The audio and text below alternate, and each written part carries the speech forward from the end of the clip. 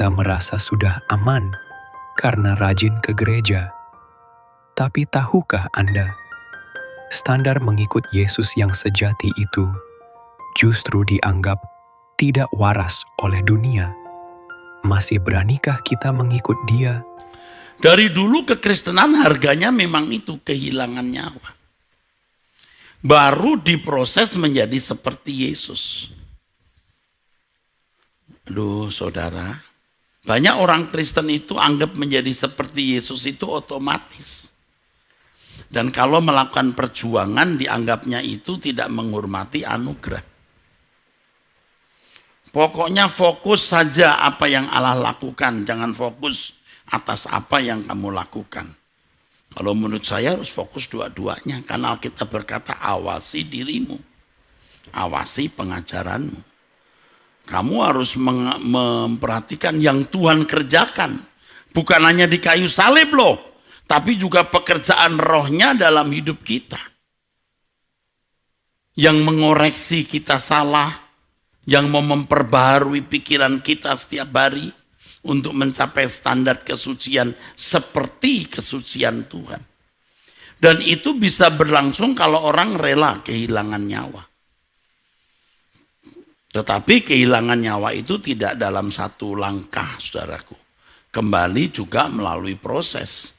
Tetapi harus dimulai dari keberanian kita, saudara. Kenekatan kita untuk mengingini apa yang tidak kita ingini. Siapa sih yang mau hidup cara begini? Saya juga ogah, saudara. Ini mah nggak waras yang begini ini. Kehidupan seperti yang Yesus ajarkan ini nggak waras. Nggak normal. Tapi ini yang normal dan waras di mata Allah. Makanya kita sekarang selidiki apa ya yang masih menjadi kesenanganku yang Tuhan tidak ikut menikmatinya. Nah ini kan aneh kan, masih di dunia kok begitu. Dunia kita itu kita itu nanti. Dunia ini bukan rumah kita, jangan ingini. Dunia ini bukan rumah kita, jangan ingini. Sulit kan saudara? Tapi kalau kita berani melangkah, bisa. Bisa. Pokoknya kita akan menikmati kehidupan yang asik. Asik dibimbing Tuhan untuk menanggalkan semua ikatan percintaan dunia. Ya. Mungkin ada di antara saudara yang berkata, loh kok seperti maksa. Orang kaya yang disuruh menjual seluruh hartanya itu kalau nggak maksa nggak bisa. Dia mesti maksa. Jual seluruh hartanya bagian kepada orang miskin, baru ikut Yesus. Dan pada waktu dia ikut, ikatan di dalam jiwanya terlepas.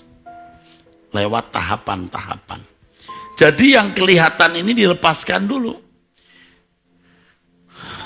Melepaskan yang kelihatan itu mudah. Dari sekolah umum jadi sekolah Alkitab itu gampang. Sekejap.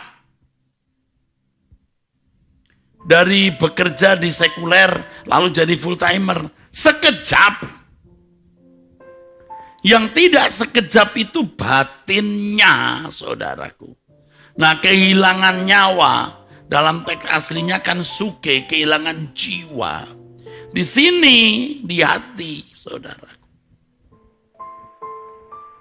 Nah, kita ke Lukas pasal 17. Tadi kan sudah di Matius ya pasal 16 ya saudara. Tuhan Yesus ke Yerusalem dihalangi oleh Petrus. Tuhan jangan kehilangan nyawa gitu. Ini iblis ini. Tidak mau kehilangan nyawa, ini iblis. Begitu saudara. Nah kalau di Lukas 17 konteksnya apa? Konteksnya itu istri Lot.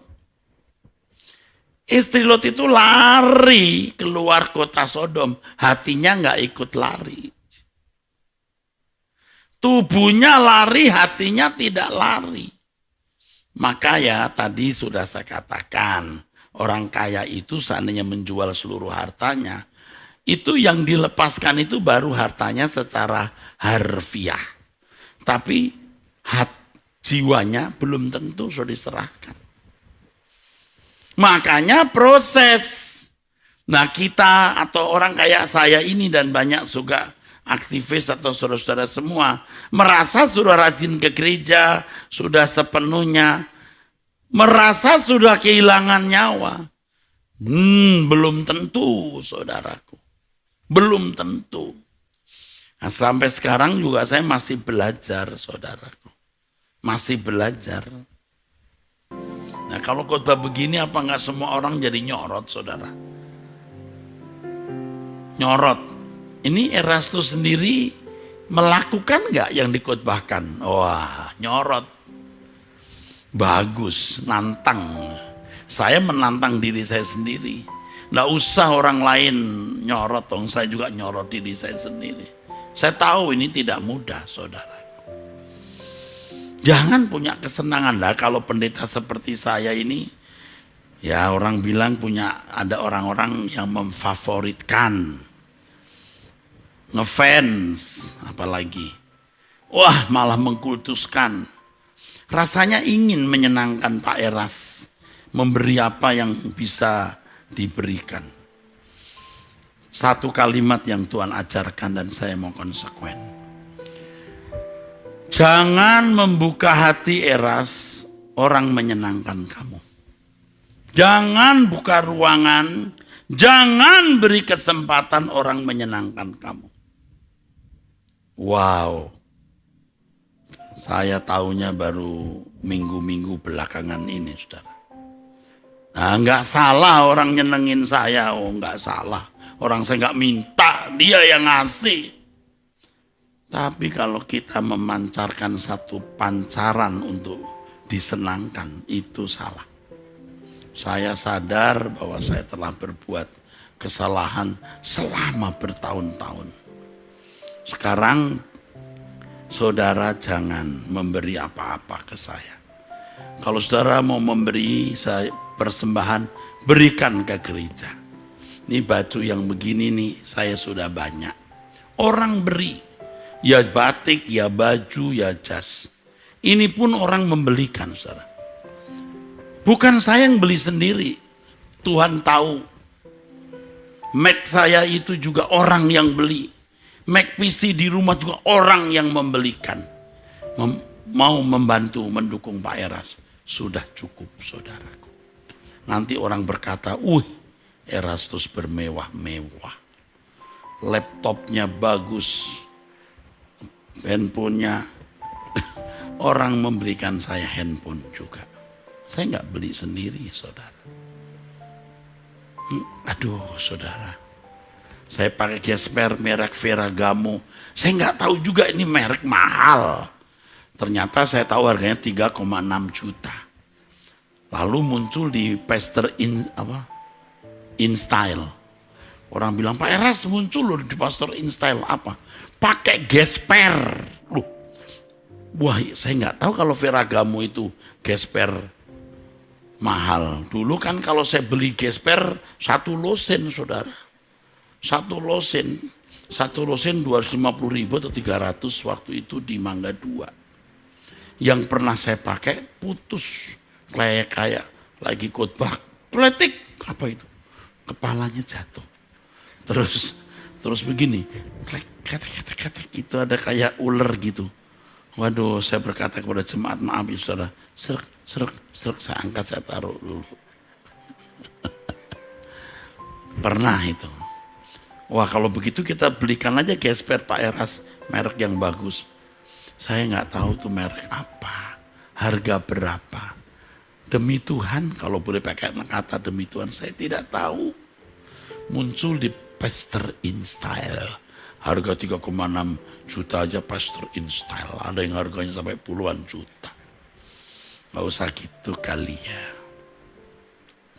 Jangan kirim apa-apa, jangan kasih apa-apa. Dulu masih seneng juga, sekarang tidak. Saya sudah ngomong begini, ada masih nekat kasih barang saya. Jangan saya kembalikan, nanti Anda tersinggung. Atau saya buang di depan rumah. Nanti jadi kebiasaan, saudara. Kita mau pulang, nggak usah modis-modis. Ya kita punya, bagus. Nggak punya, ya nggak apa-apa. Kita sudah mau pulang. Nih, terus disoroti orang. Katanya seperti Tuhan Yesus loh, dia bermewah-mewah. Ya udah, lihat hidup saya tiap hari. Ya enggak apa-apa, tapi nurani saudara bisa berbicara. Saya serius enggak ini? Saya serius enggak ini? Jadi orang tidak bisa memperoleh Tuhan kalau tidak kehilangan segala sesuatu. Nih saya buktikan ya. Filipi 3. Ya.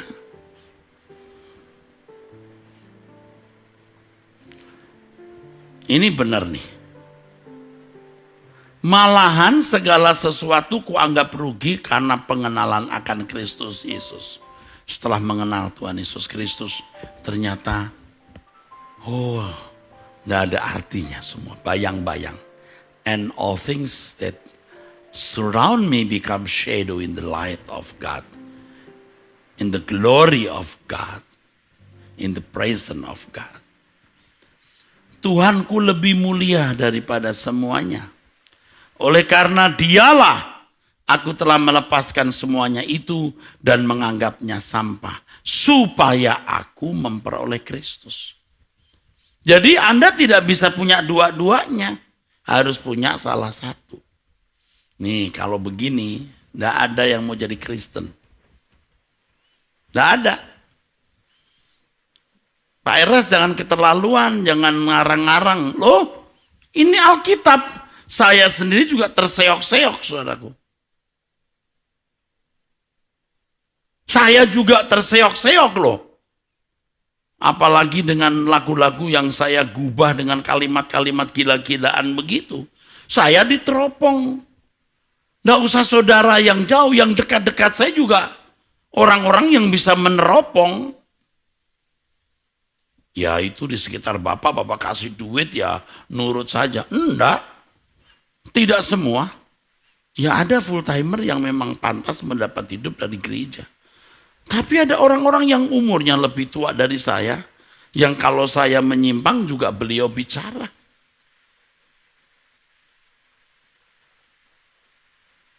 Maksud saya bicara begini adalah saya juga berjuang.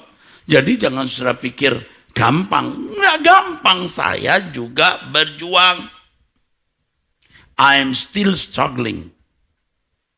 Aku masih berjuang, struggle. Learning, belajar. Saudaraku. Tapi jadi asik hidup kita. Makin hari, makin ringan. Ada keringanan. Dan seiring ada keringanan, ada keriangan. Dan seiring keriangan ada kesepian. Ini jadi masalah juga. Ini kalau saya ngomong soal mati-mati banyak orang takut. Saya mau ngomong terus sampai Anda lebih takut. Saya itu nggak lama. Hidup itu belum tentu lama. Pak jangan ngomong gitu Pak. Kalau Bapak ada ini GSKI, Rehoboth ambruk semua. Ini punya Tuhan saudara. Kalaupun harus ambruk bubar ya bubar saja. Enggak mas, tapi nggak mungkin bubar.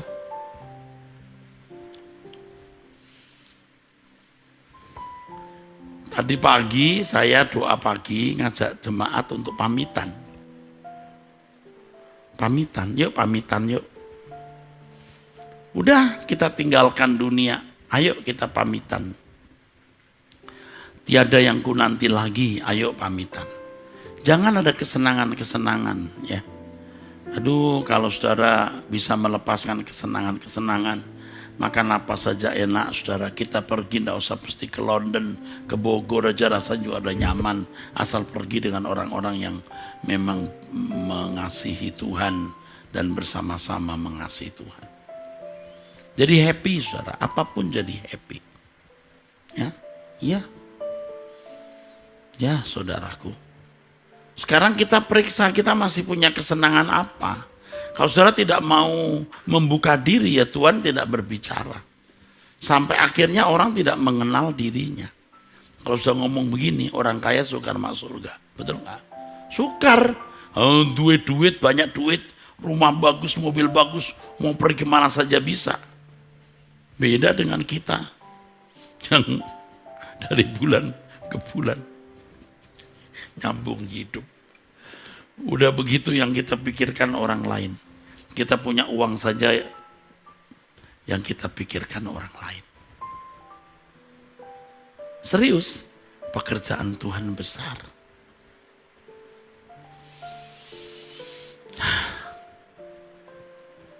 Itu pun juga saya merasa belum benar-benar harus berlatih terus.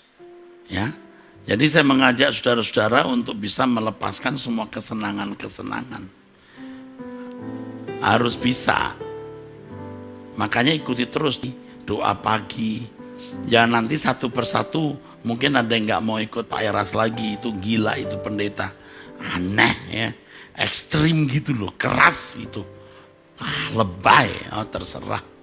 Dulu Tuhan Yesus juga di Injil Yohanes 6 ayat 666 coba cek. Yohanes 6 ayat 66 itu isinya apa? Maka murid-murid mulai meninggalkan dia. Ini, saya juga mesti nerima kalau ada orang yang akhirnya meninggalkan saya. Enggak apa-apa. Yang masih ikut ayo ya. Kristen yang benar itu ini. Ini yang benar, enggak begini enggak benar.